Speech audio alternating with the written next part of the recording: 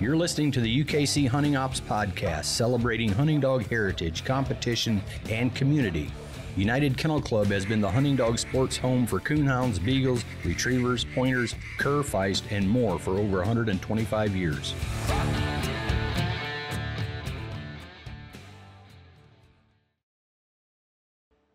Welcome back to the UKC Hunting Ops Podcast. This is Trevor Wade. I'm the Coonhound Program Manager at UKC, and I'm joined today by Alan Gingrich, the Director of Hunting Ops. What's going on today, Alan? Well, just another day at the office, I guess. But yeah, we're going to talk about more Winter Classic stuff, right? Yeah, if you missed last week's episode, we talked about warm-up slams and layouts and vendors and bench show and all that good stuff. You even had a couple of good interviews that you had with Kyle Oakes and Jason Hunter. Yep. So you need to go back and listen to that one. And we've got a couple more good ones coming up. We didn't do as many interviews. You know, the one that I missed, or that we missed, I guess, at the Winter Classic and last week, was Andy Elburn with winning the top 10. Before I could get a hold of her, she had already left on Saturday, and so wish it would have been good to sit down with her as well. But maybe one of these days we'll get her on and talk about her top 10 win. Yeah, dang it. I did. It wasn't much. It was just Saturday was kind of one of those days. It seemed like every time you try to walk out of that room, another person pulled you back to do something else. And yeah, hey, some events are just like that. It seemed like every time I turned around, there was something to talk about with somebody, and that's part of our jobs. Yeah, you know, you do. My role has changed a little bit since you've come on, you know, and even more so in the last couple of years. Now, last year you weren't there; you had the newborn a year ago, and. Yep. So your youngest daughter just had a birthday here a couple of days ago, I guess. But yeah, my role has changed a little bit. But man, Trevor, you know, I may be a little biased here, but you do such a great job, and it reminds me of when Todd Kellum and Todd Morgan, when I first came on, they were very much involved, and a couple of years into it, they got less involved and kind of turned a lot of the reins over to me, and now I'm seeing that with you, and it's.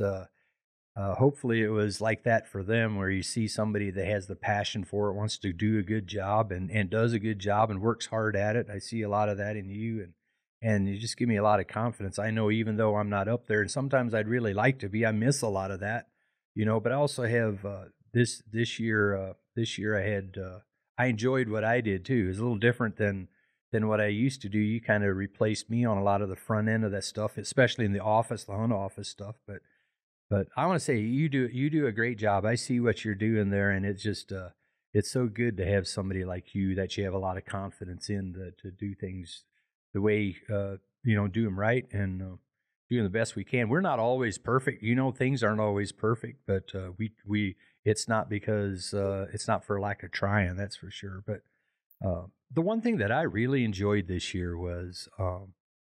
Is we have the long lines when the hunters start coming up to confirm their entries.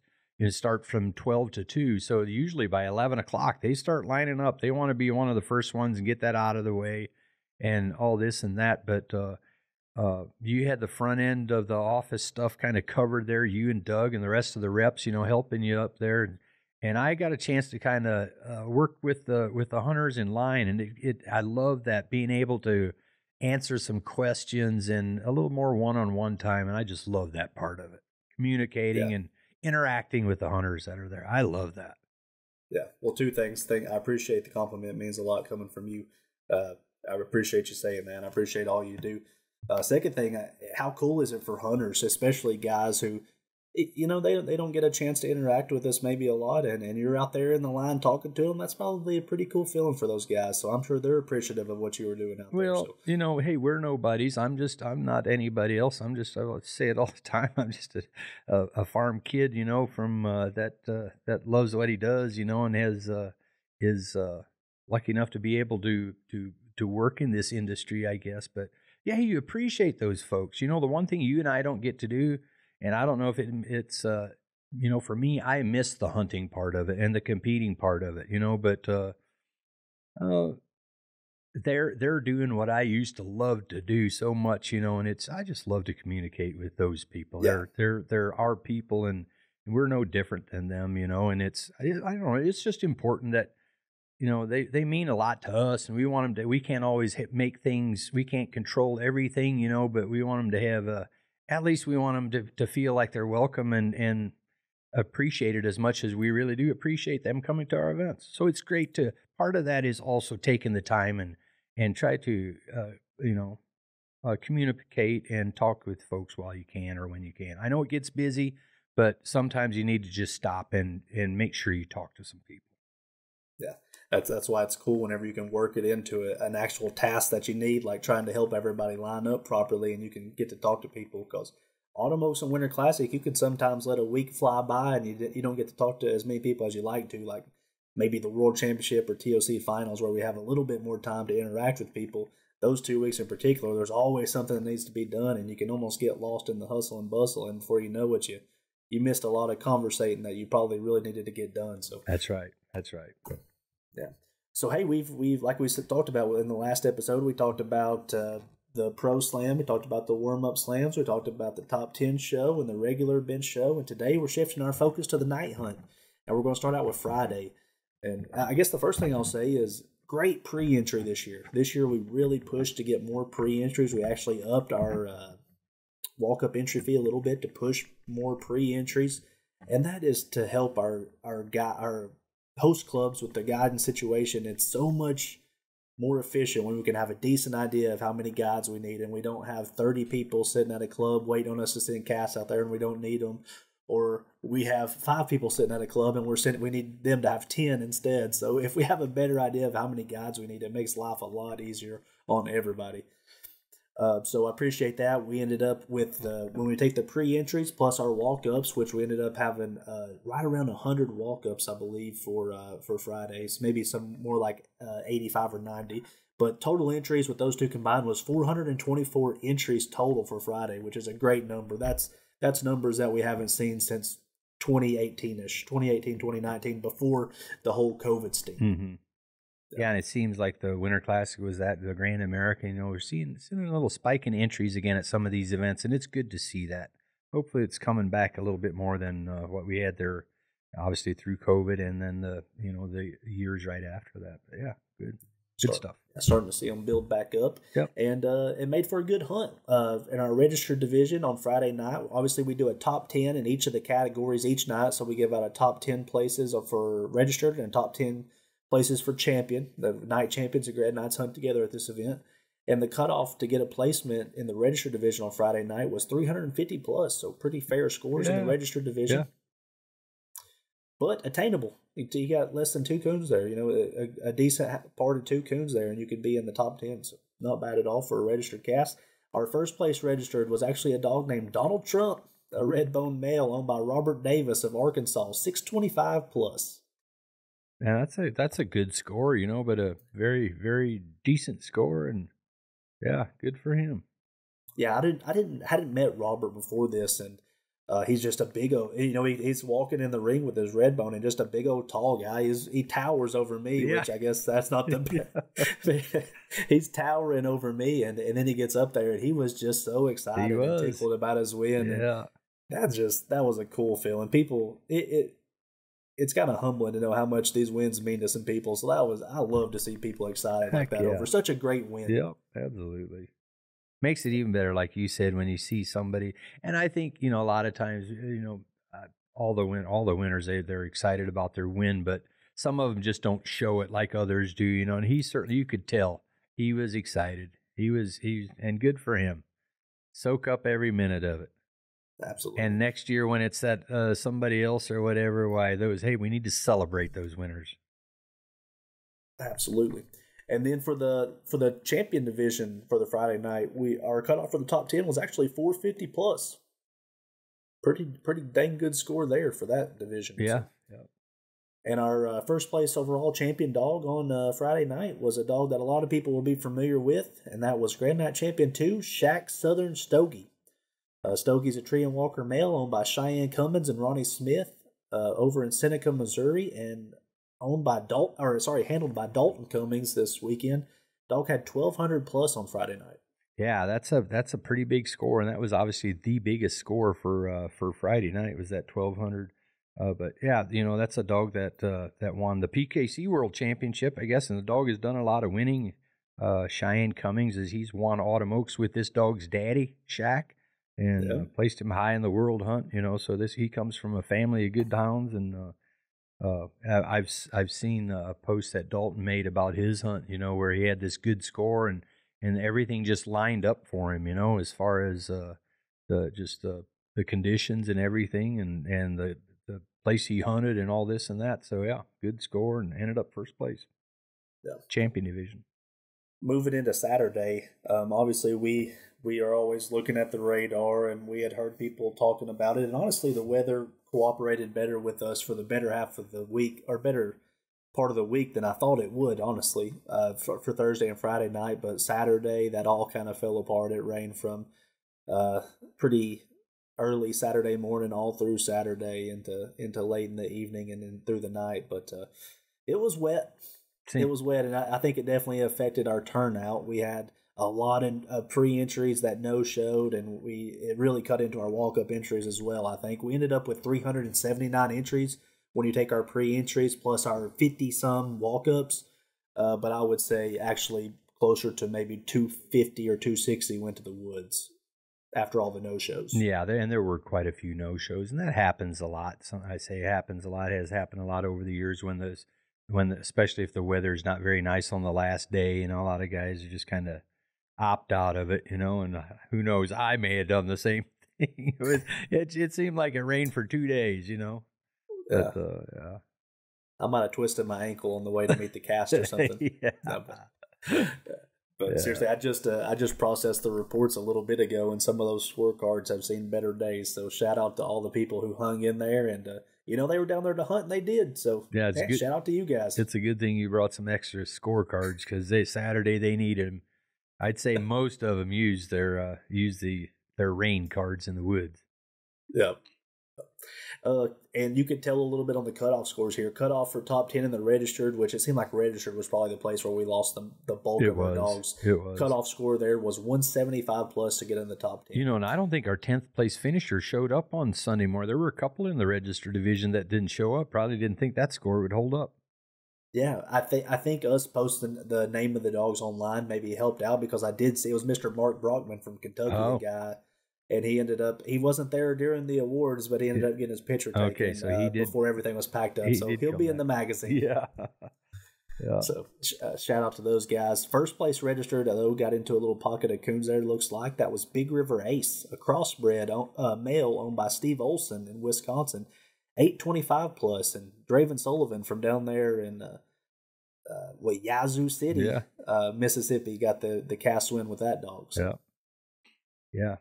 And another really good score for that night for sure. Yep.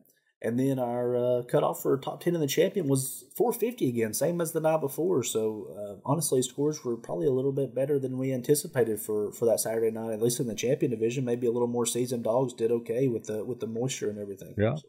Yep. And the first place champion has kind of, I guess, been the talk of the town for the past couple of days here, and that was night champion Wade's Lockdown Playboy. This is a Treeing Walker male owned by Carl and Tracy Wade of Alabama, no relation to me that I know of. And they had 1,800 plus. The handler on that one was Andy Morgan. So. Yeah, that's a huge score, and I remember that we had an 1,800 at the Winter Classic since I've been here, and that was in Albany, Georgia. And it was on a bad weather night as well, when there was only like a 2-dog cast, and we did it a little bit differently this year. We didn't mention it, but Friday night's awards, normally up until this year, we always did those Friday night hunt awards on Saturday at 10 o'clock, just before the bench show started. This year, we moved it down to Saturday at 4 o'clock, just before we drew out the cast for Saturday night's hunt. That was a time slot to do it. Yeah. In front of all the hunters there. It could, because in the morning, a lot of the hunters aren't out there yet. They're still in bed. So that was good. And then Saturday night or Sunday morning, the awards generally we do them at 9 o'clock in the morning. This year we changed it to doing it at 6 o'clock in the morning. So you had been out there, most of what you normally would do at the hotel as far as compiling scores and getting all that you and the rest of the staff. You did it out there at the grounds, basically. So you were out there, at midnight or so? Yeah, when we did 9 o'clock awards, you could sleep till 3 or 4 in the morning and have time to process everything and get all the lists done. But when you're talking about 6 a.m. awards and the deadlines to turn in cars aren't until 4 a.m., I didn't want to take any chances, so I got out there about 12:30. Yeah. So, so when I came out there, I forget what time I got out there. Maybe around 5. I think I got up at 4 and got 4:30 maybe. But yeah, you showed me the score 1800, and I would be lying if I didn't say it. My head just dropped. Yeah. And it's it's kind of one of those things that you always. I'm just going to be straight up. I don't like seeing huge scores because I know what that brings. And even sometimes, and I've been on high scoring casts. I've been in casts in Canada where the coon are just crazy, just all over the place, where a big 12, 13, 1400 score back in the day, anyways, when dogs would pack up together and stuff, was quite common, actually. Not uncommon at all. But, you just almost cringe when you see that because, we want things to be honest, and the integrity of the hunt means a great deal to us. We cannot control everything, and that's why we put a lot of emphasis on the judges that we select, and things like that. And we look at this scorecard or the score when we come out, and it's just like, oh man. But then Yeah. you assured me, first thing you said, that everybody came in that was on the cast. All 3 handlers came in and talked to the master hounds, came in with the scorecard, and nobody ran away, left Yeah. like they had anything to hide. Matter of fact, they wanted to tell the story. But even then, you and I know, and I know dang well how a big score is going to. And I'll be honest, I questioned it big time, big Yeah. time. I'm just being, and that's taking nothing away from anybody. That's just, I think, kind of human nature. You just really, and you're Yeah. thinking about the weather. It was raining, and we had no other scores even close to it. But you and I decided that we hadn't posted any scores yet from Friday night, and the reason we do that is so we don't have the hunters from Saturday night are looking at some scores to shoot for be it for high scoring dogs of breed and things like that. And I think it does help. I know it helps when they don't have that. And but anyways, going back to this, we decided that we talked about it for a while, and quite frankly, it played pretty hard on me, because it is so important to us that we do everything we can to protect the integrity of the winners and of everybody involved. And we decided that what. Maybe against it doesn't matter what we do, Trevor.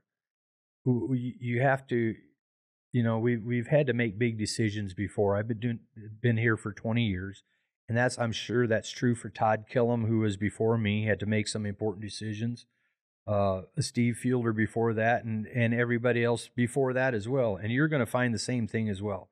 And sometimes it's not always maybe a decision that everybody's going to agree with. But one of the things that I think we have is that we also talk about a lot of things, and you can't worry about what folks are going to think or say. That's not why you make a decision for that.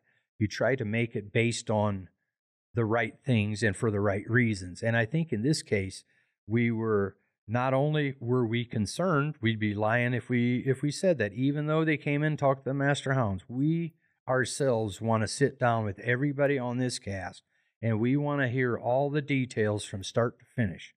I think we deserve that. I think the competitors that competed in this event, as well as any event, deserve that. And lastly and thirdly is if this was everything was as it should have been, so do the winners deserve that as well. So I don't think it's a negative thing, and we didn't want it to be anything negative other than, you know what, let's make sure, let's not just look the other way and just do nothing here. And I think and as it turned out, so we this was going to take a while. So we had it was a 3-dog cast to begin with, and so we learned that there were 2 spectators along, so there's 5 people. Now the two spectators have absolutely nothing in the scoring, but we're not disputing. There's no question on any of the scoring or anything like that. We just want to hear from everybody, and we decided, you know what, we don't want to hold the rest of the awards for this because it's going to take a while. Going to go ahead and do that. We're just not going to post any scores. But then everybody was still there, and we did it right after the awards.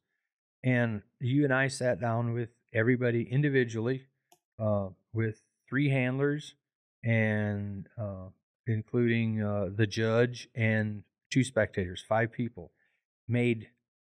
Asked, from each one, asked a lot of questions. They made 3 different drops, treed 1 raccoon on the first drop. On the first drop, one of the handlers withdrew their dog, did not even hunt, did not like the road they were hunting off of. Matter of fact, his dad, I guess, stayed in the truck or whatever, and he was a little concerned where they were turning loose.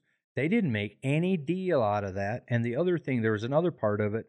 What was it, a half mile in or 500-600 yards? There was a big river, and they were just afraid with the dog they were hunting that he might try to get away from the dogs and da da da da. But in doing so, here's one thing that's very commendable. I thought he stayed with the cast, even though he didn't even turn loose. He stayed with the cast, so that was one thing. It was so. But now it's a 2-dog cast. Number 2 was, in today's world, we don't see dogs trained together much. As it turned out, these dogs, the judge's dog, it seemed that he's saying he thinks she might be coming in season, but she was just not really operating, and she backed this dog on every time that she was in the hunt. So that was a big factor. But not going into a lot of detail, we sat down with each one. They treated 1 raccoon in the first drop, went to a drop number 2, and as it turned out, the guy that was guiding them, this farmer, nobody had even hunted any raccoons there at this spot for over 2 years. And they made mention of it, that he had been seeing coons everywhere. Those 2 dogs scored on 4 coons in the next drop, in the second drop. And so now that's a total of 5 coons, and the Playboy dog, he had first on everything. And now after that, they actually said they saw 4 more sitting up in there. And then after that, they went to the third and final spot, and that was government land with like 35-ish minutes, I think, remaining. And then the judge withdrew his dog, and this dog scored 3 more coons. But I think just the way everybody explained it, there was, each drop by drop, every cast, there were approximate distances and maybe time a little bit, but nothing that was, not within reason or anything like that. And after we did all that, I was glad we did. It eased you and I sat there, and I've done a lot of things like that, and I just feel like for the naysayers sometimes, it really, when they explained everything, if everything was exactly as was brought by 5 people, it was an outstanding performance by that dog. And I think the conditions, the way they said he was operating in that wind, laying those raccoons up the way he did, I think it almost favored that dog. Yeah. Not just that, he was on top of his game, but where they were at, the circumstances of just basically a 2-dog cast and just no wait time. They saw all the coons like right away, all within the first minute. And the way the conditions were, the dogs never got far from them. And a couple times when they did go out 500 yards, the cast tightened up to him. So it never took them long to get to him. And just the way everything worked out, at the end of it all, you think about it is like, okay, that is a huge score. But it kind of makes sense that it's really not all that unbelievable at the end when you really hear it. You know what I mean? So I don't know what all your thoughts were. Obviously, you and I talked about it, and we kind of wrote everything up drop for drop as was told, and et cetera. And we put out a statement this week. What we found on that, and that's not just, oftentimes I think there's a couple other things. None of these guys knew each other. It's not like we didn't feel like there's anybody trying to help anybody or had any motives or anything like that, agendas. Nobody ran from the situation or ran home after the event. They were all there, almost excited to tell us the story about what happened, and how it happened. So I don't know, and even then, even after we've done this yesterday, and maybe I'm saying too much. I don't mean it like that, and I'm not. I guess just kind of, I don't know. I just really felt like, you know what? Before we just doubt everything you hear because for whatever reason, um, I think sometimes when you actually listen to, let me put it this way: you and I, in the things that we do, we investigate a lot of things. And it's easy, and we see it all the time where you hear one account of somebody that was involved in something, and it's easy to base an opinion based on that. Well, in order to, you don't make a decision until you talk with everybody involved. And when you do that, there's this that comes up or that comes up. And you learn pretty quickly when you do deal with a lot of things like that, that forming an opinion before you have concluded your review or investigation changes things sometimes, and a lot of times, and most times. Right.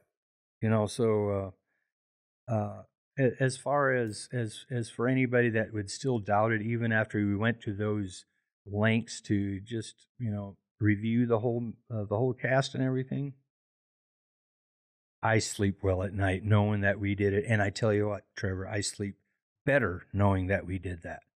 We weren't out there, but 5 people telling you basically all the same things drop for drop.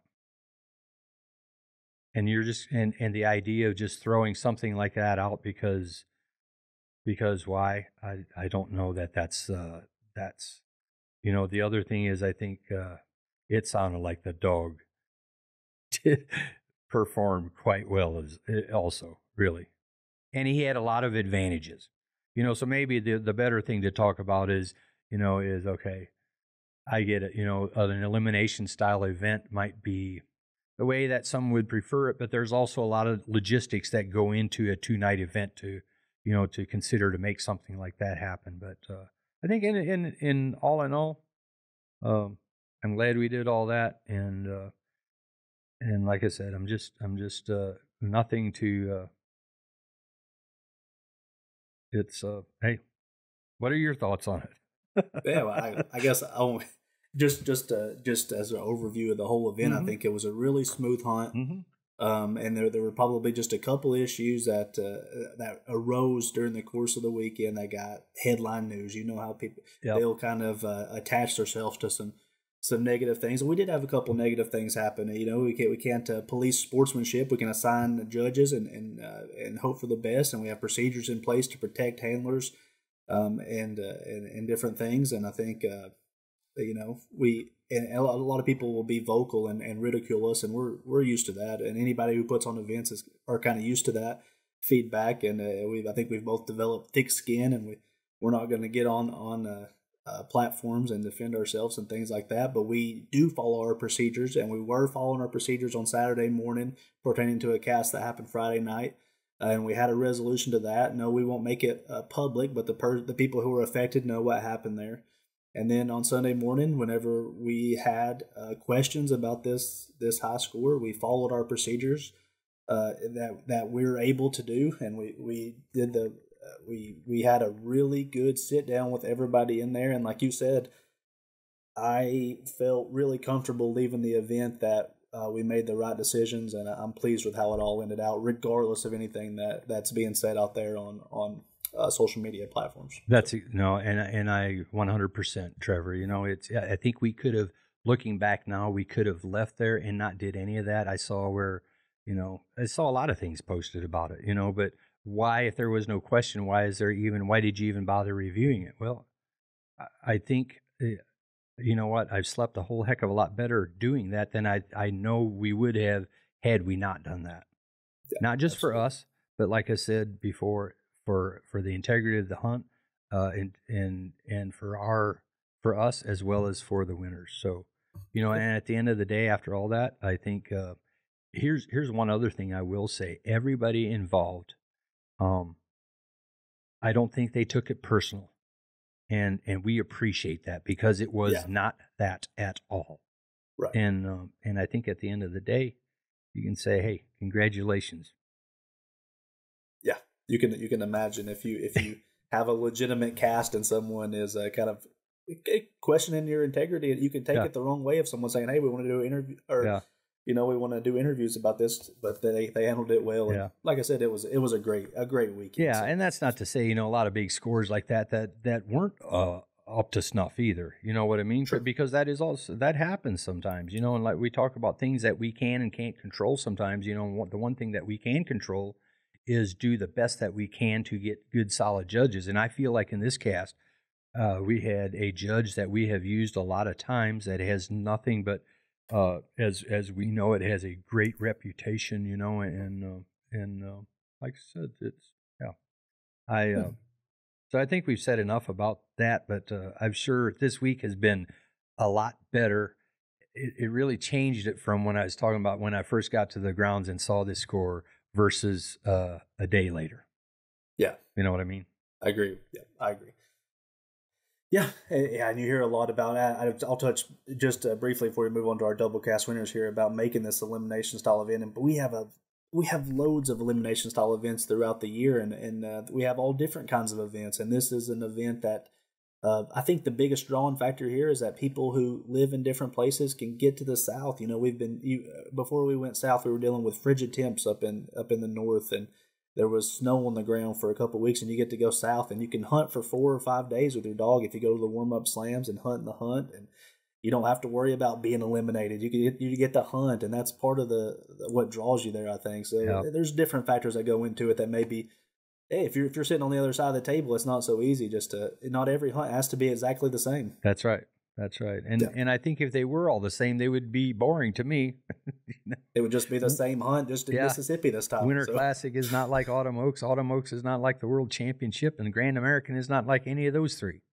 You know, so a little something for everybody. Yep.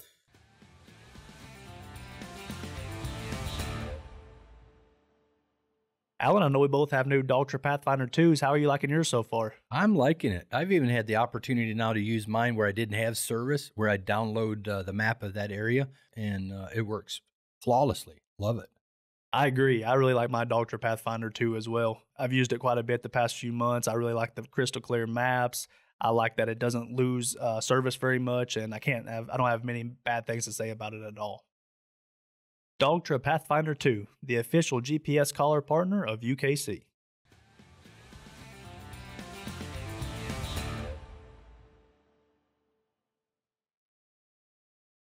But over the course of the weekend, as we usually do, got some double cast winners, and this year 25 of them.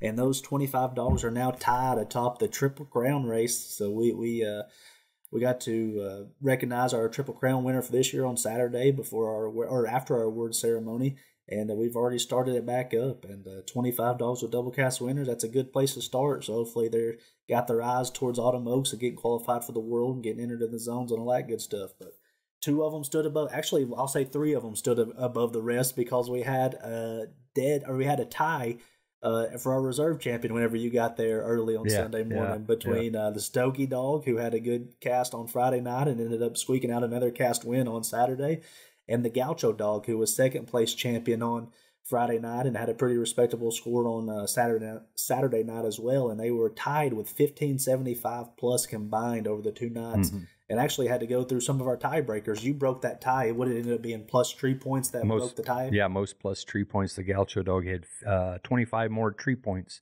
plus point tree points than the Stogie Dog did. Yeah. 7. They both had 7 first trees over the 2 nights. And I think the Stogie Dog had, let me see, the Stogie Dog had 75 on 1, where he backed another dog. And so 7 plus the 8th one, he had a second tree. And then the Gaucho Dog had also had 7 first trees plus, but he had 2 50 plus trees for 100 there, on those 250s. So you got him by 25 on plus tree points.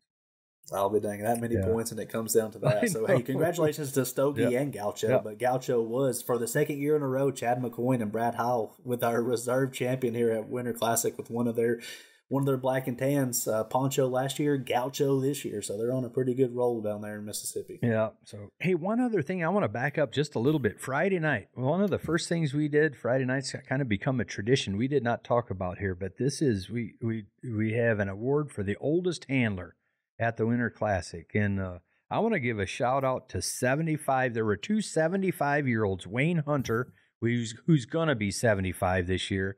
But there's one, Walter Carley from Alabama, hunts the black and tan dogs. He was our oldest hunter, and that was so cool to bring him up there and give him that award. 75 years old. Yeah. And you know what? He hunts more than I do anymore. Still. He still gets around very well. He does. I love that. He's had a lot of luck with his black and tans over the past couple of years. So not only entering, but he's very competitive. Yep. So. Love that. And then obviously we talked about our reserve champion, but our overall winner, it may have already been a given now with 2,150 plus combined over 2 nights, was the Playboy dog. Wade's Lockdown Playboy, owned by Carl and Tracy Wade and handled by Andy Morgan. Yep. So great weekend for those guys. And you mentioned a little bit the awards. I'll be curious to hear what some of the hunters thought about it. So if you have some feedback on when the awards were, the 4 p.m. awards on Saturday for the Friday night scores, and then the 6 a.m. awards on Sunday morning. You know, the kind of thought behind that is hopefully you guys haven't been to sleep yet. If you got to wait till 9, you got to sit in your truck for a few hours or sleep for 2 hours, and you're almost worse off than you would have been otherwise. So would love to hear some feedback on that. So feel free to shoot me an email, or if you see me at an event, give me a little bit of feedback on that. So let's talk about guides real quick. Wow, when you put, we're talking about almost 800 dogs over 2 nights here, entry-wise. That takes a lot of guides. It takes a lot of people being involved. Thank you to all the guides that signed up. With that many dogs on Friday night, it's always scary, but we ended up having actually too many guides. We actually had to turn away a couple champion guides, and we didn't use near all of our non-hunting guides that we had from our satellite clubs. But I appreciate people guiding. We need them. Yeah, they are the essential part of putting on a big event like this, and it's huge. Sometimes we have to we always need to have more guides in our back pockets than oftentimes than we can use, and we still pay those if we don't use them, and sometimes, it's kind of, and I get it to a degree, sometimes you just don't have, a club has 5 guys sitting there that want a guide to cast, and we don't have 5 casts to send them that need a guide, and somebody's, get a little upset by it, whatever, not being able to guide a cast. Well, they can always go with another cast if they want to, but man, you're right. We couldn't put on these hunts without those guides that do that, whether they're hunting or non-hunting. And those non-hunting guides, they are an essential part of us being able to put on an event like the Winter Classic. And I actually wrote about it in the advisor column there following Winter Classic a little bit, is how every year less and less areas of this country can handle 400 dogs on a night, like northern Mississippi can when you put in eastern Arkansas and West Tennessee. If you got places like that, let's try not to overstay our welcome. Let's not be trespassing and cause an issue for landowners. Let's be gentlemen and respectful and be sportsmen, and let's act right, so that way we don't lose out on spots like that. Not just Mississippi. That's anywhere, any night hunt, whether it's your local club in your local area or, like this, Batesville, Mississippi. Yeah. A Saturday, obviously, with all the weather, I thought we'd have way too many guides, but we actually were way short on hunting guides on Saturday, and it was actually the more problematic night. I'm guessing some of the locals decided the heck with hunting tonight. I'm right here at the house. I think I'll stay in and watch TV or whatever, but we ended up leaning pretty heavily on our satellite clubs there for non-hunting guides, and they came through in a pinch. I think we ended up using 24 non-hunting guides, so think about how many dogs that is. Yeah. You're talking about 96 dogs in the cast or in the woods that we may have not got to get in there otherwise. So let's give them a shout-out real quick. First off the grounds, we had Enid Lake Coon Hunters Association, which is just down the road from Batesville. That's Ronnie Stark's club. He's been our guide coordinator for Winter Classic, I guess, ever since the inception, I'm thinking, if I'm not mistaken. Pretty much, yeah. Just down the road, Midway Coon Hunters Club in Fordham, Mississippi. Mr. Darren Tedder, we talked about it last year, and it's the same this year, if we need dogs in the woods, call Darren and let him know how many more we need, and he'll get them in the woods for us. He's always been that since day one, since the first year we've been down there. And man, I can't say enough and thank Darren for all his help. Winona Coon Hunters Association, just a little ways south in Winona, Mississippi. Ozell Herod was a club contact this year. First time I've worked with Ozell personally. Yep, good guy too. I've thing. known Ozell for a lot of years. Good guy. Saturday, he told me, let me know how many you need, and we'll get them in the woods. So again, wouldn't have been able to put on the Saturday night hunt without them there in Winona. And over in East Arkansas, Coon Hunters Association in Marianna, Arkansas, a lot of good scores come out from over there. A lot of black and tan winners over there in Philip Herring country. We appreciate Philip Herring. He was able to put 6 casts in the woods, non-hunting guides on Saturday night, and saved our hind end. Yeah, every year it seems like we've sent more casts over to Arkansas than before, and it's the furthest satellite to go. But it seems like the guys like to hunt over there. You know? They had 9 hunting guides on Friday night in addition to a couple non-hunters. Yeah. So, wow, great. Yeah. And real quick, we'll talk about our event officials. Working the grounds this year was Doug Cundiff. He's done that the past few years, the past several years since I've been here at least. Philip Foster from South Carolina came and worked the Winona Satellite Club for us. Jamie Eastep worked the Vardaman Satellite Club, and Mark Vest in his first Winter Classic assignment on his own went over to Marianna and got to do the Arkansas Satellite Club for us. Yeah, man, it was good to have Mark Vest on the team too, and him kind of learning the ropes. And I think he's picking up really quickly. You know, I kind of got to work with him a little bit, you know, working the hunters and the lines, the entry lines there to begin with. But man, Trevor, I'm telling you, some like Doug and some of our field reps that we have, we're pretty lucky. You know, they have to make some tough decisions too sometimes. You know, and but you know, Doug knows that office part, the front end of it, as well as you or I, you know, and he's great to work with in that regard. He's good about still, you know, letting us make the decisions and coming up to us for a decision if a decision needs to be made. But the other thing that he's so good at, he knows how I think, you know, and he's really, he takes that and, man, it's great to have a team like that. Philip Foster, man, what can you, there's none better. And as far as our rules guy, they probably don't come much stronger than him. Phil puts a lot of effort into, brushing up on his knowledge or knowing what he's talking about, knowing the rules. You respect that. You're a great guy, wants to do things right. And Jamie Eastep from West Virginia, same way. Just good guys. You know, we have more that different guys that we kind of put in different places, you know, for different events, you know, but man, it's a good solid team there behind us as well. Yeah. And they make people don't see a lot of the things they do. They're not just there working satellite clubs for us. Like you said, they're confirming entries. They come in from getting a couple hours of sleep from the Friday night hunt, and what the first thing we do is throw them to the wolves. Yeah. And they got to do a hearing for us. So they do a lot of things behind the scenes that a lot of people don't see. But we don't have events like that without guys like this. They do. You know, they're up late Friday night. You know, they're up till the deadline's 4:00, and you know sometimes God bless them. You know, and mentioned it in the hunt. I didn't hear anything about it Sunday morning, but. You know, Saturday night, several of them sat there till 4:00 in the morning waiting on like 2 or 3 casts that never did show up. You know, and that's if you're that guy sitting there, man, as many hours as they put in, you know, a dead cast, and I think some of the hunters just don't realize it either. We need to make sure we have it in our notes. Hey, bring that scorecard back, you know, because it does get frustrating. If you're the person that sits there for 2 hours to wait on nothing, that's pretty frustrating.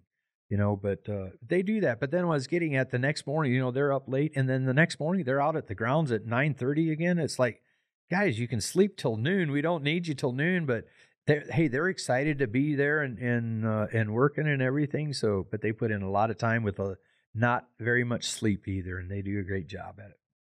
Yeah, absolutely. So we'll mention our staff a little bit, starting out with we have me and you from the hunting ops department, but we also had Lacey there with us, and Lacey has a few of these under her belt now, a couple of winter classics. God, she's good, isn't she, Trevor? She is. She is. She makes everything a lot easier. She's easy to communicate with, and you talk about how Doug can kind of read your mind on a lot of stuff and have a lot of the same opinions you have. I feel that way with Lacey a lot of times. A lot of times we'll be on the same page about things and not even have talked about it before. Yeah. So it's nice working with someone like that. It is, and the one thing that we have with Lacey, she's in the office day in and day out, so all the way from taking online entries and all that. We talk about a lot of things here, but you could really tell the difference this year. I thought at the Winter Classic, she was just so much more comfortable.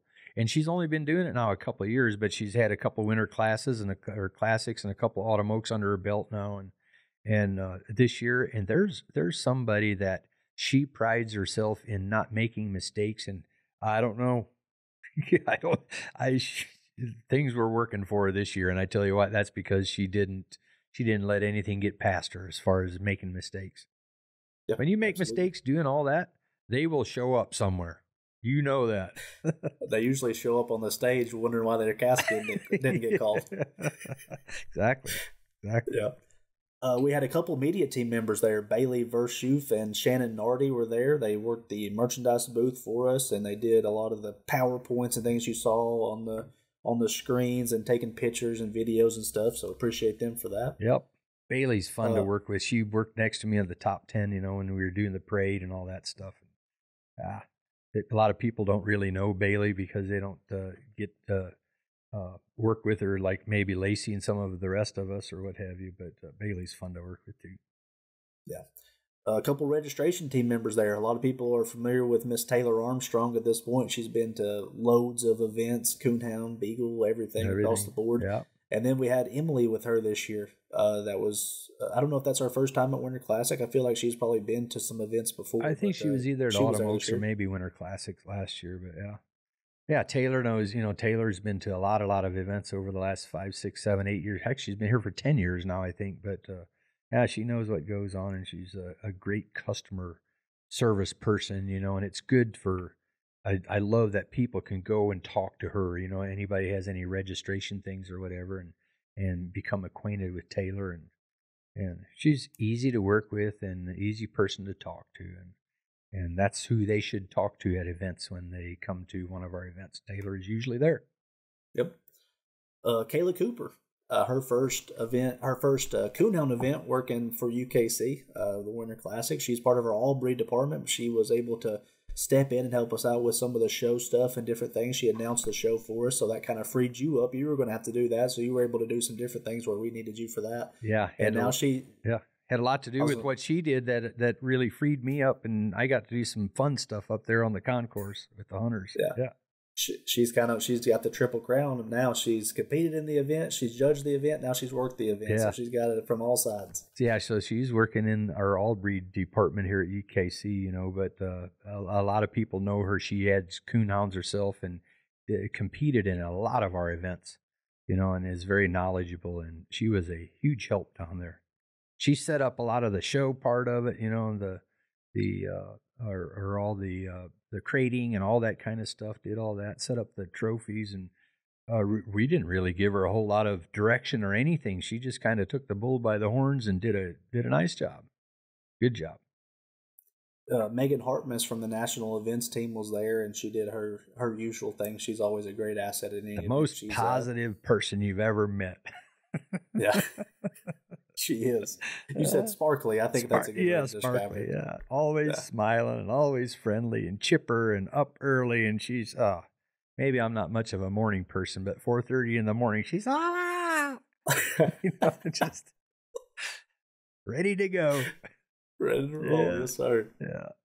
And then lastly, we'll mention Tracy Chilson. Everybody knows Tracy by now. She's been taking our win photos and some candid photos for us for the past several years now, and she does a great job. She's built a great reputation among hound hunters, and they all appreciate Miss Tracy being there at those events. Yeah, Trevor, we kind of talked about everybody individually. Maybe more kind of missed Emily a little bit. You mentioned her name there with working with Taylor, but Emily's the same way, very knowledgeable on all registration aspects, and she can answer any questions anybody has as well too. And we really appreciate Emily. She does a great job for us as well.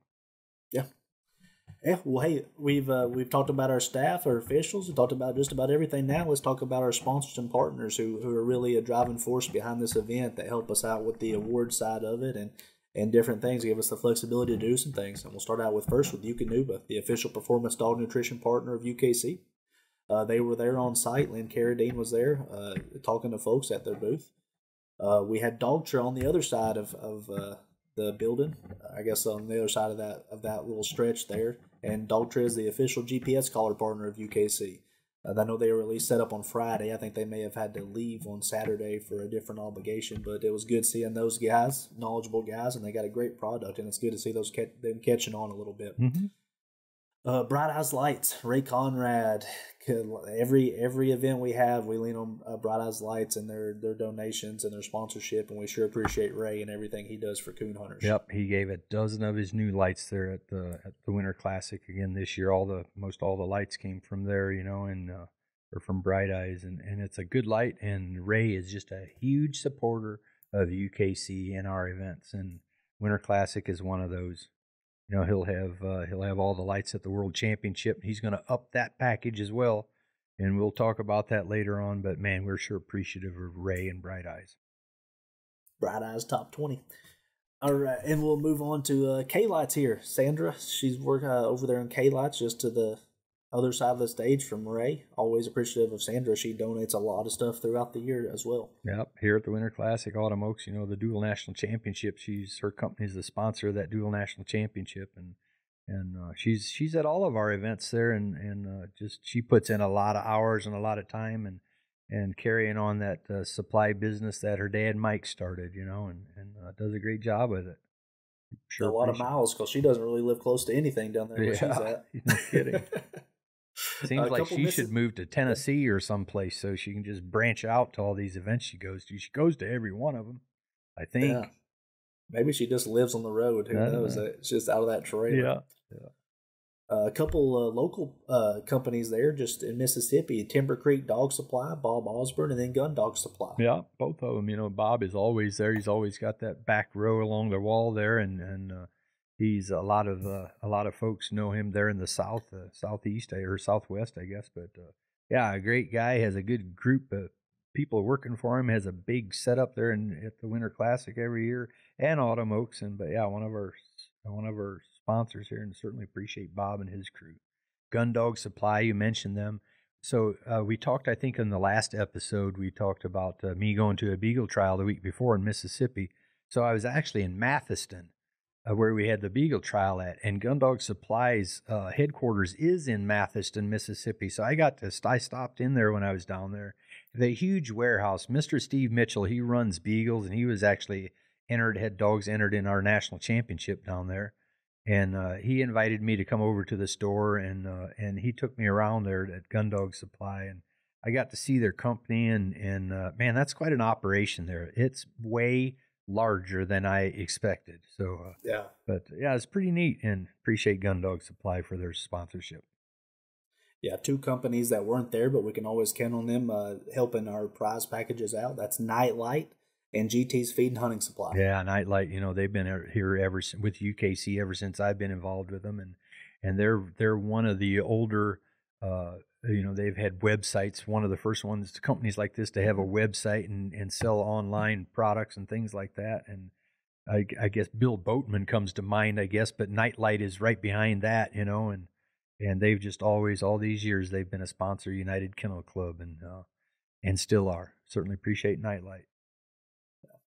Well, people at this point, if they've listened to these two shows consecutively, they're probably tired of hearing me yak. So I'm going to turn it over to you here to talk about some of the interviews. Hey, GT's Feed and Hunting Supply. I know you mentioned them as well, but Gary Beatty in Tennessee there, but he didn't come to this year's or whatever, but he's been a huge supporter as well. I'm going to give a shout out to Gary as well with GT. So does a lot for the sports and sponsorship, and we appreciate him as well. But yeah, no, you're right. So we've got three more folks that I got a chance to sit down with and just chat with there at the Winter Classic, and you're going to hear from them. The first one is going to be a younger lady she's a single mom from Minnesota, and I have known her for a lot of years. Now, I don't really know her that well, other than I've always known who she was. She's always got a smile, and she's got a couple kids, and she loves to hunt. Always has loved her red bone dogs and has a couple blue ticks. Loves to hunt. She takes her kids hunting, and I see the same thing in her kids that she was like when she was younger, and she takes them to the woods, and it looks like they're loving it. And this was her first time at the Winter Classic, first time to Mississippi. So I couldn't. I had to ask her if she'd come and sit down, and I wanted to see how her weekend was going and what she thought of Mississippi. So here's Alex and I talking about that. Alex, how are you? Good, how are you? Good. Winter Classic, Mississippi. I've never seen you here. I've never been here. Never been here. Nope, this is my first time. How do you like it? I like it. I do. I like it a lot. Much different than Minnesota. Yeah, Minnesota, That's where you're from. Probably have snow right now still. We don't. We've actually been fortunate with a mild winter this year. We've had about 5 inches of snow. Yeah. And the temperatures, we've actually been in the 50s. Oh, yeah. So what when you brought a dog to hunt, right? I did. You're hunting what, red bones and blue ticks? What are you hunting Yeah, here? I mostly hunt red bones. This weekend I'm hunting a blue tick. Okay, She's a little further along right now Okay. than my red bones are. Yeah. So Did you hunt the warm-up hunts this week at all? I or didn't. did I not? showed up Thursday morning. Yeah. So And I you didn't brought your sleep mom for with 30 you? hours. Yes, I sleep? did. No, we drove straight through and I worked the night before and yeah, we just showed up. So how is it different here than at home? Probably a lot different or a little different or what? A lot bigger woods. We don't have these big blocks that are down here. A lot of blowover and it's really thick in there. It's a little bit more rolling hills and stuff than what I have in my area. It's pretty flat where I hunt, but a lot of the tall trees with just it's there or it isn't. Yeah. There's no questioning Yeah. these trees here. So yeah, you have the bigger trees, bigger oaks and things like that back home. yeah, a lot of oak trees, real big trees. It's an obvious den. Yeah. Yeah, it's here. It's tall, skinny trees. So you've been to autumn oaks before, so you kind of Yep. know. So this is kind of like autumn oaks, but it's still different. It is. It's very different. Yeah. Yep. Have you ever been to a coon hunt that's in a civic center like this? No. It's kind of different, isn't it? It is. I like it though because it's big enough that everybody can fit, but it's not crowded. Yeah. But it is nice that everyone can hit in the seating. Yeah. That's perfect. That's nice. You can kind of relax and you kind of see everything that's going on the floor, shows. Yep. I really like that. And all the vendors and everything. Mhm. What is your mom thinking of it? She likes it here. Yeah. Yep. Well, it's kind of Everyone's- cool you two get to come down here and enjoy a couple days down here. Yeah. Yep. It's fun. I've been doing it since I was 13. So So the weather has been pretty decent up till today. It's been raining all day, and you're sitting here with your jacket on. It's wet, I'm soaked. but you entered up, and you're going to get out there and hunt I'm again. excited. Yeah. Yep. I figured I'm here and there's nothing better than coon hunting, so I don't care what the weather's doing. There you go. And you plan on driving back all day tomorrow? I think I'm going to leave after the hunt. Okay, tonight So, or yep. later tonight. Yeah, we're going to try it. Yeah. Get as far as we can. Well, hey, and- we don't have our awards till 6 o'clock in the morning. If you end up placing, what are you going to do then? Well, then I'll wait around. Then you'll wait around. All One right. can hope. Yeah. All right. Well, Alex, it's good to have you guys here, Yeah, and I'm glad you thanks. made the trip, and hopefully you'll come back again. Definitely. I definitely like it down here. Yeah, so there you go. She's an interesting person, and you know what? She didn't have very much luck down there this year, but even then, I saw where she posted how much fun she had, and I can about bet you we'll see her again next year. She loved it, had a good time. Perfect. So, yeah. So this next person is actually two people. One is very well known, especially on the bench show side, and that's Whitney Kilo. She's been around for a good number of years as it shows the blue dogs and blue ticks. But one of our UKC field reps he's an HRC field rep, actually, not necessarily UKC, but for HRC, the Hunting Retriever Club. So he's a retriever guy.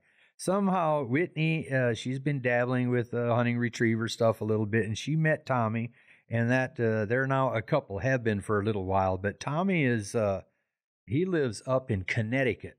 So Whitney's in Arkansas, and Tommy's in Connecticut, and I've got to meet Tommy at a hunting retriever event last year, and I've talked to him on the phone several times. But so I really wanted to sit down with both of them, and especially with Tommy, just to kind of get his thoughts. I know his first event was last year at the Coonhound World Championship, only because of Whitney. And then here he is at the Winter Classic again. And he's been in Mississippi a lot, duck hunting and things like that. But I think this was his first coonhound event there. And so I had a chance to sit down with the two of them and kind of talk about that. And we even talked a little bit about his retriever stuff. So hope you enjoy this one. Take a listen. Whitney, how are you? Good, how are you? Saturday here at the Winter Classic. Yep. You brought a blue tick puppy here with you. What's that pup? This is My friend Jacqueline raised her. She thought I didn't have enough dogs, so she brought her for me. You can't turn down animals can't at all. say no. Doesn't matter what the animal, a donkey or a dog or a deer. Who's this laughing over here? This is Tommy my- Balderaki, right? Yes, sir. Did I get that right? You got it right. And what state are you from? Vermont? Maine? Connecticut. Connecticut. That's it. Mhm. Yep. Northeast. Yes. Okay. Yep. You're a coonhound person, retriever guy, Yep. Tommy. Yep.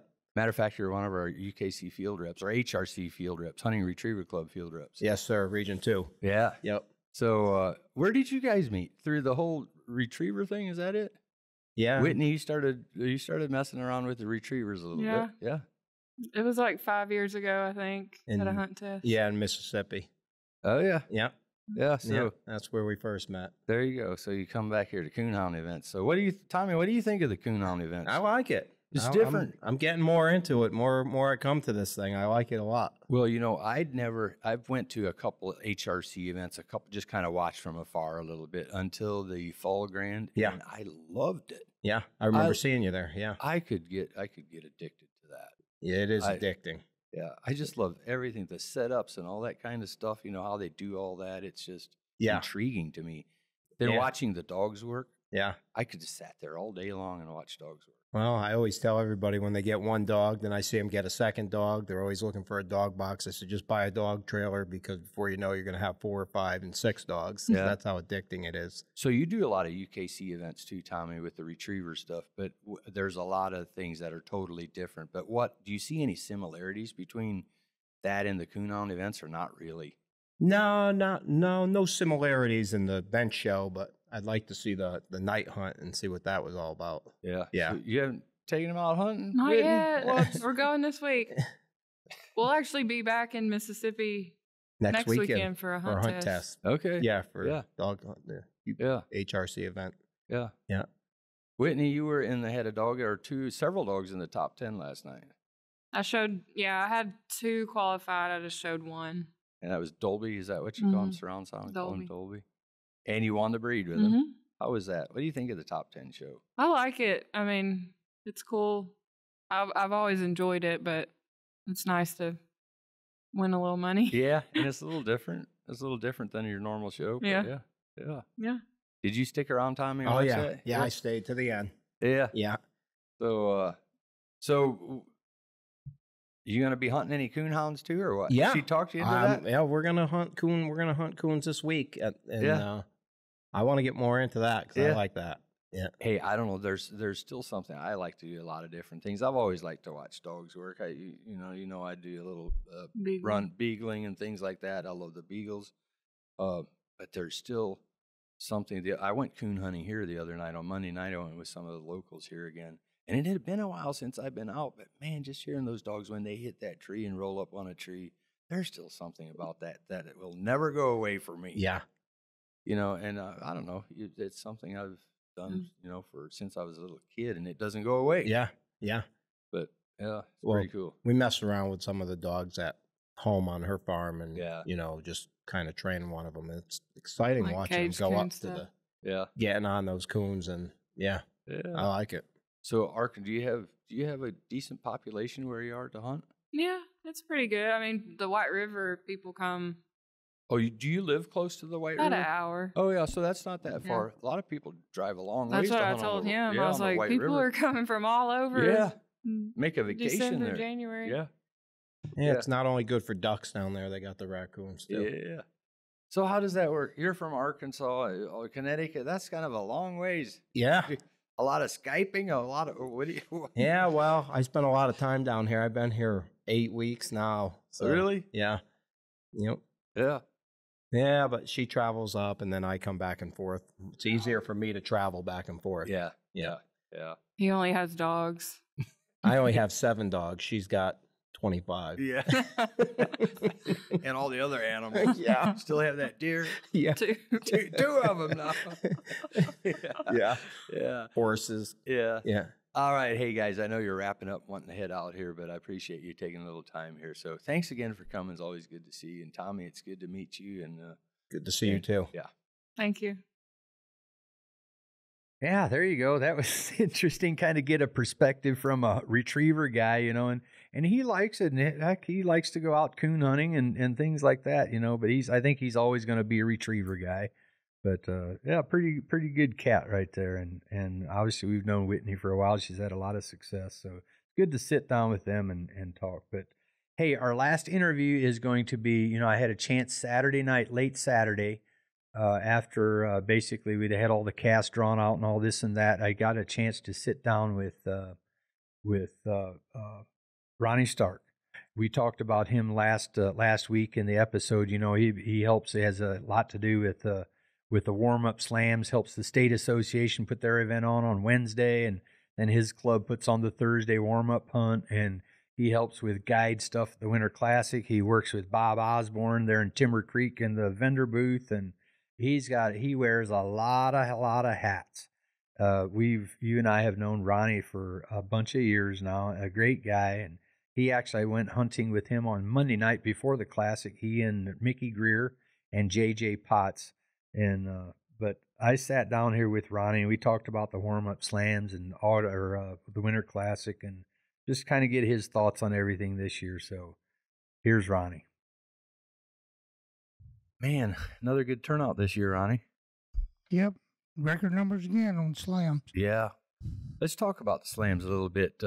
We were just talking a little bit before we sat down here, trying to remember when you had the first slam. I don't think we had them the first couple of years, did we? I don't think so. I can't remember exactly when it started, maybe the third year. Yeah, that's what I'm thinking too. Yeah. But they've turned out pretty good. Yeah, it's been a big success. Helps the local clubs, and people seem to really like it. We've been getting bigger numbers every year. It's growing every year. Yeah, that, and I love the fact that the clubs can. It's good for it's a positive for a lot of different things for the clubs. They can take advantage of the guys that are here that want to hunt to begin with. Number two, it gives them a legal avenue to hunt and get their dogs out a little bit before the Classic on Friday and Saturday. But the numbers are just, it seems every year it goes up and up. Last year, the weather was bad on a Wednesday. Didn't we have a lot of rain or something last year? I don't remember. I was thinking last year was a big number. I know. Not on Wednesday. Was it? No, okay. Not on Wednesday night. Thursday was, but not Wednesday. I know one Wednesday we had like 96 dogs. Yeah. And then we had, I think last year was 154 on Thursday, but it may have been a lower number last year. Yeah, I think it was because I thought last year because it poured like crazy, and I was thinking you'd be lucky to have 20, 30 dogs, and there were 60 last year on Wednesday. But then on Thursday, the weather was good, and it was up there, I think, to about 154 or something like that. Yeah, I think we had 154 last year. Yeah. But now 155 this year on Thursday. Yeah, but this year on Wednesday, 100 dogs exactly. 100 dogs, and then you got to count. You had 16 dogs in the Pro Slam Wednesday night, so that'd be 116 dogs. Yeah. And you have 4 Thursday night in the Pro Slam, so that's 58 dogs. Yeah, so good turnouts there. And how can you get that many dogs in the woods fairly easy? You got enough guides, or? Yeah, we had to. You had to work at it on Thursday night. Make a few extra calls. Yeah, we had to make a couple extra calls, and we got people in the woods. And I had one guy that I put in one of my places, and he came back with a good score. And he's never been there. I just told him where to go, how to hunt it. He went. He didn't want to go at first, but he made it pay off for him. Yeah. So how would you rate the, in the springtime? I know you get sometimes you get a bunch of water down here, depending on the rainfall, I guess, or whatever it is you get. How is it this year so far, as far as right now? Before today, the water's been fine, been great. We had a real dry summer, and up until a few weeks ago, when we got all that snow and ice that we had, it was still drought conditions in a lot of places. Mm-hmm. But then we got that, I think we had between 3 and 6 inches of ice at home around, and once it melted, it all soaked up. Then we got several good rains after that brought the water up some. So reason I ask, I think a lot of people that don't really know the area down here, they come down here thinking that they might get into a ton of water, more than I've seen, or I just don't see it. But I think they get that. That's kind of what they think coming here. Sometimes, some years, the Delta, which everybody wants to hunt the Delta, usually big hardwoods, good flat walking, and sometimes this time of year, the Delta will get too much water in it where you can't hunt it. But it's just some years are big water and some years are not. Yeah.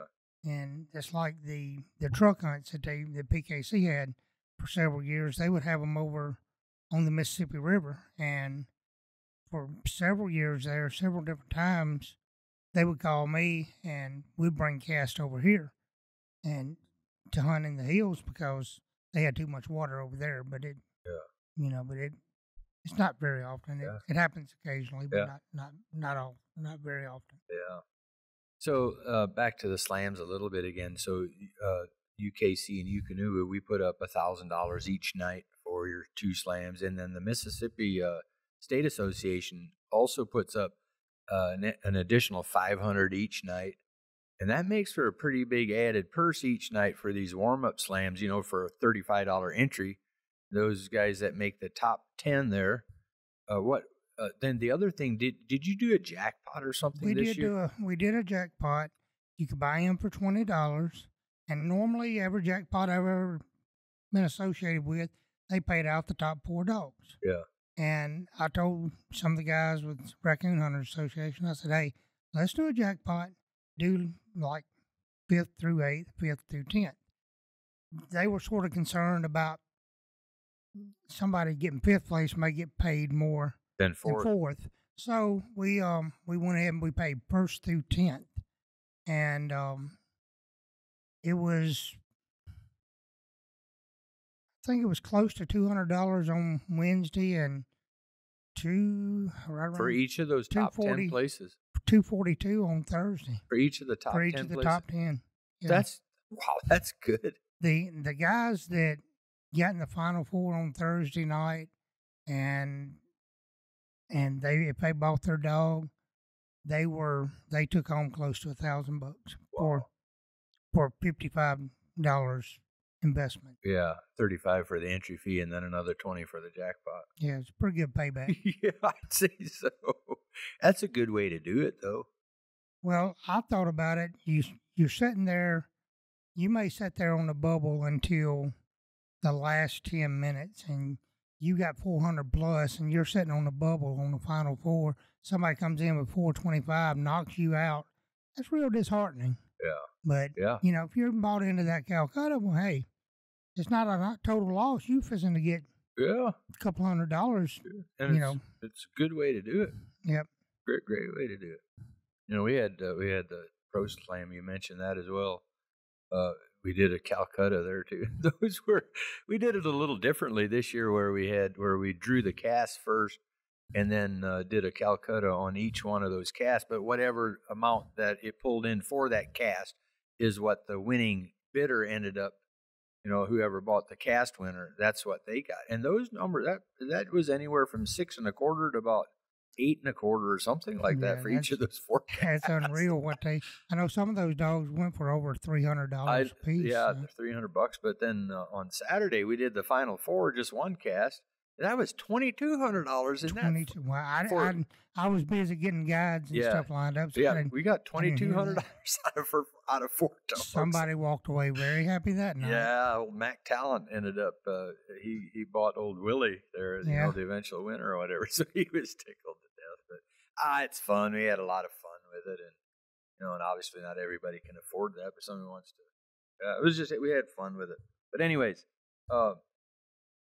So the warm up slams and all that, it seemed like they went off pretty well.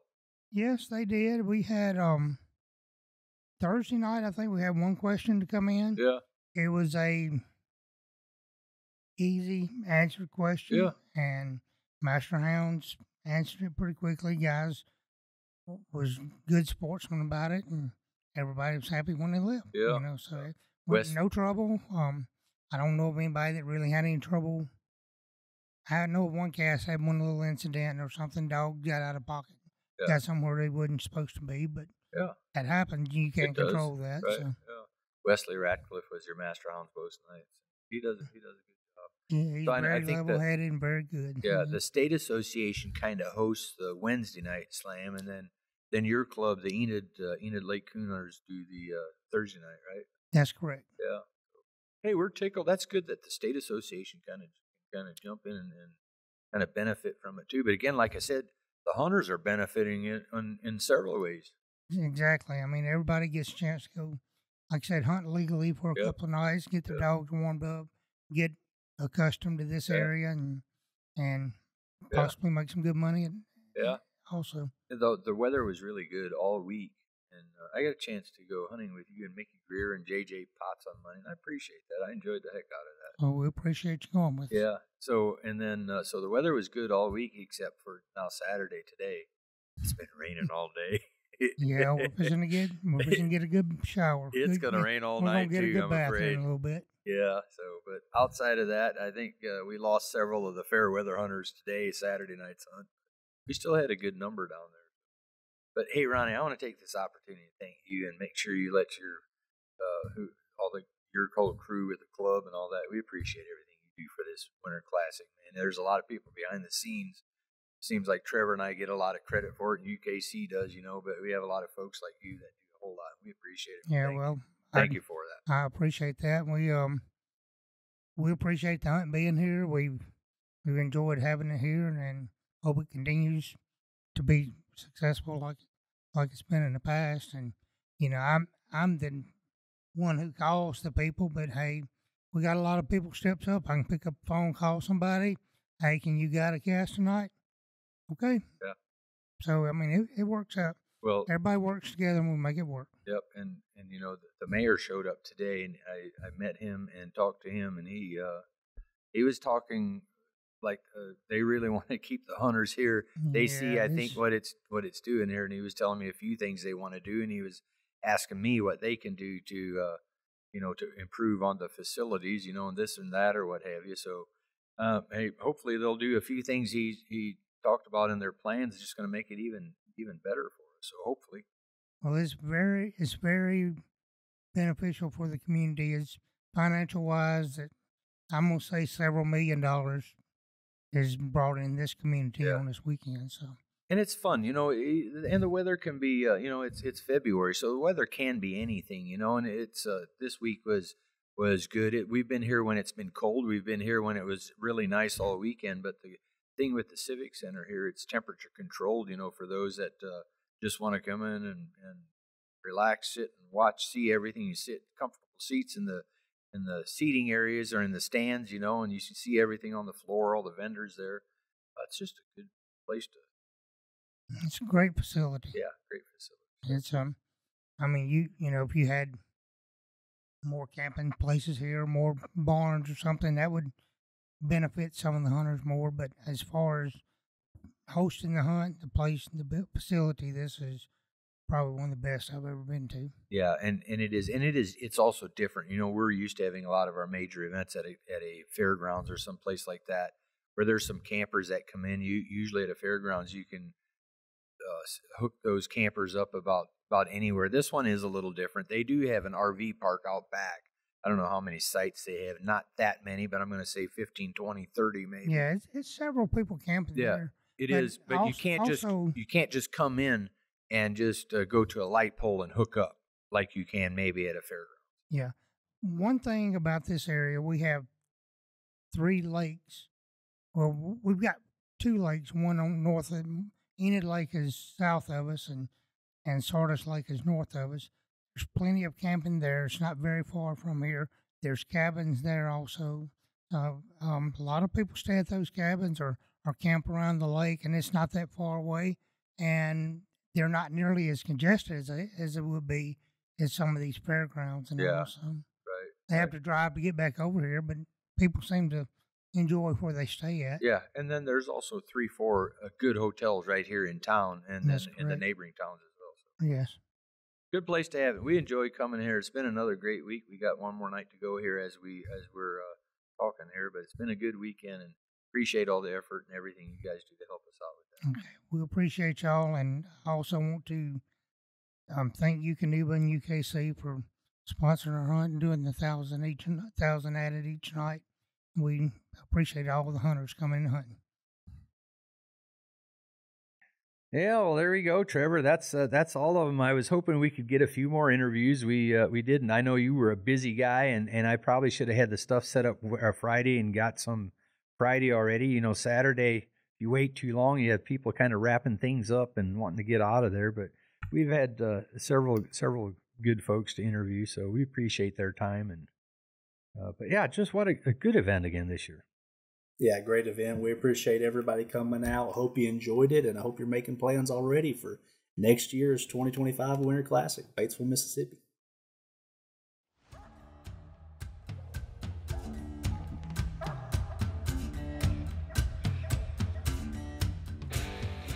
Thank you for listening to the UKC Hunting Ops Podcast.